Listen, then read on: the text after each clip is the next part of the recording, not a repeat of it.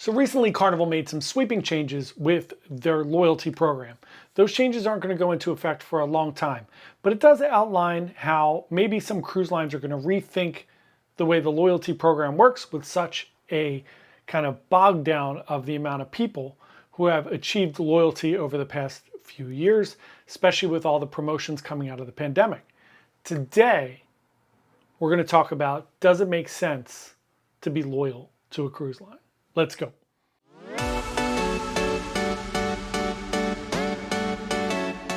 Hey everyone, Johnny from Byte Size Cruises. Welcome back to the channel. Today we're talking all about loyalty. If you're new here, we're a travel agency trying to give you the best information possible about cruising so you can plan to go on an amazing cruise vacation. Today, let's get into it. Let's talk about loyalty. Carnival announced its sweeping changes. We did a full video on that, on what all the changes are going to be. They're going to be more financially based. MSC does some financially based cruise loyalty that renews every couple years. You have to cruise every 3 years with MSC. With the new Carnival program, it's going to be basically every 2 years. You're going to have to spend a lot of money to really keep up with your program. MSC, you just have to kind of keep the ball rolling, but you do get points based on your experience. With MSC, they have the Bella experience, which is a guaranteed cabin. They have the Fantastica experience, which adds on, where you pick your own cabin. And then you have the Aria experience, which is a little more of an elevated experience. And then, of course, the Yacht Club. And you get more points for the higher level experiences. You also get more points based on how much you spend on board. It's going to be very similar to what Carnival does, although Carnival is resetting you every 2 years, which is wild. And maybe that'll change.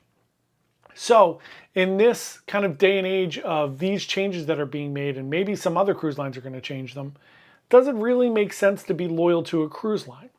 Here's my kind of baseline thoughts when I'm thinking about this. From my perspective, obviously not, right? I am somewhat loyal to specific cruise lines. There are a few that I cruise way more than others, being Norwegian, MSC, and Royal. They're also kind of the most popular cruise lines, except Carnival there, right? So I do cruise a decent amount on Carnival, but far less than I cruise on all the others. And then there's outliers to my little algorithm, like Princess and Celebrity and Holland America and all the other cruise lines that I try to get on as well, just feel more at home on some of the other ones. And because of some of the loyalty programs, I do lean towards them. So with Royal, even though the prices are kind of outrageous right now, so I don't cruise on them as much as I used to, I do get free drinks every day because of the program, right? I'm Diamond Plus at this point. I get 5 free drinks. And there are, some other perks. You get percentages off of Wi-Fi or the dining package or a balcony cabin. With Norwegian, I get 2 additional specialty dining with a bottle of wine for one of those, dinner with the officers, and some bonuses of water in the room, chocolate-covered strawberries. All these things are small maybe, but they do add up in different ways for different cruise lines. Also, I think you become comfortable and maybe even complacent with the cruise line that you love. I have clients recently that are kind of loyal to Royal, and with the increased prices going up for Royal, especially in the kind of New Jersey area here on these ships, for what you're going on, it's gotten really expensive. So they've looked for alternatives. And MSC Meraviglia, which is going out of Brooklyn, is cheaper. So after much ado, they've decided to try it, and they had a great time. And it's opened their eyes up, and now they're going to go on World America, and they're going to try maybe Celebrity and some different things. But I think what it does is it opens up your eyes that there are other options out there, and there are other great options out there. I'm not telling you not to be loyal. I think if you're only going on 1 cruise a year or 1 cruise every other year, and you really love that Royal Caribbean experience, if I was going on 1 cruise a year or 1 cruise every couple years, I would probably go on Royal Caribbean. I love Royal Caribbean. Royal, probably my big 3, right? Royal, NCL, or MSC.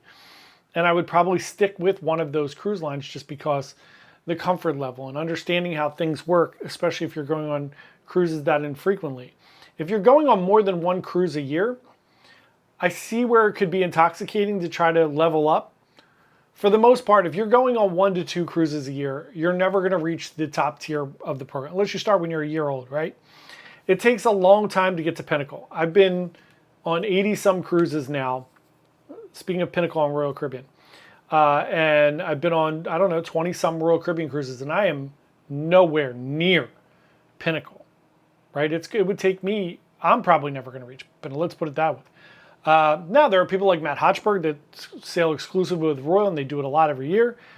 There's, Brandon, the weekend cruiser, who got to pinnacle very quickly because he's doing a weekend cruise every weekend by himself, which doubles your points. So yes, if you're doing a lot of cruising, maybe you'll get to those really exclusive levels. But maybe it makes a little bit of sense to get to the basic, really good tiers. So I would say on Royal Caribbean, Diamond, Norwegian, Platinum, MSC, Diamond, Carnival now Diamond, but Carnival is going to be increasingly difficult. If you can level up, maybe spend 3 or 4 years leveling up to get to those where you have perks, maybe it does make sense to stick with those cruise lines for a little bit. But in my opinion, if you're cruising at least a few times a year, or maybe once or twice a year, I see the value. I understand it.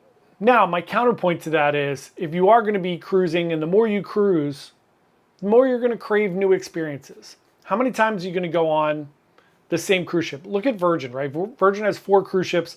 They're all exactly the same. How many times are you going to do that? Some people get comfortable and they love that comfortability of it.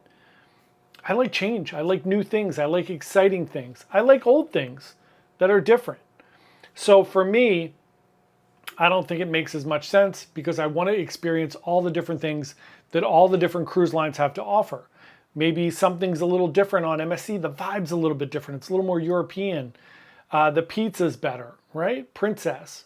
Maybe I really want to try the, really cool technology with the medallion. Maybe with Carnival. I want to see, I want to see all the people acting wild and crazy.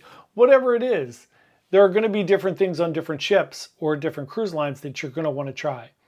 My recommendation to you is to try everything. There's no huge value in loyalty to me that's going to outweigh the beautiful, amazing parts of trying out new cruise ships and seeing all the different things that the different cruise lines have to offer. If you look at a cruise line like Royal and then you look at Celebrity, which is going to give you a little bit of,